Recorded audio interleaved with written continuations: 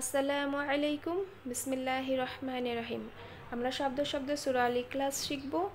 ইখলাস শব্দের অর্থ হচ্ছে একত্ব। এতে মোট আয়াত সংখ্যা আছে 4টি, মোট শব্দ আছে প্রায় 18টি অথবা 13টি। আমি 13টি লিখেছি কারণ একই শব্দ বারবার এসেছে। এর মধ্যে আল্লাহু শব্দ এসেছে 2বার, লাম শব্দটি এসেছে 3বার, আহাদুন শব্দটি এসেছে 2বার, ওয়া শব্দটি এসেছে 2বার। আমরা আরও 4টি শব্দ আজকে শিখব। 1 নম্বর শব্দ হচ্ছে কুল। কুল শব্দের অর্থ হচ্ছে বলুন, এটি একটি ফেইল জাতীয় শব্দ। 2 নম্বর হচ্ছে হুয়া। এই হুয়া শব্দের অর্থ হচ্ছে সে বা তিনি।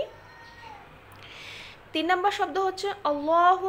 আল্লাহু শব্দের অর্থ হচ্ছে আল্লাহ। এখানে একটি খাড়া জবর দেখতে পাচ্ছি।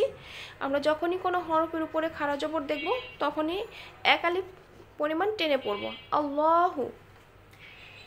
4 নম্বর শব্দ হচ্ছে আহাদুন।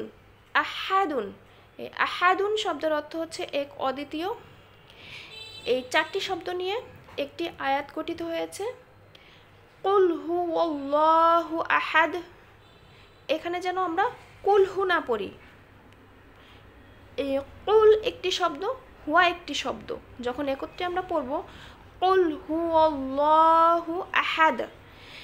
এখানে ওয়াকফের স্থান একটু খেয়াল করবেন, দালের উপরে সাকিন হয়ে যাবে। এই দালের উপরে সাকিন হওয়ার ফলে আপনাকে কলকলার করে পড়তে হবে।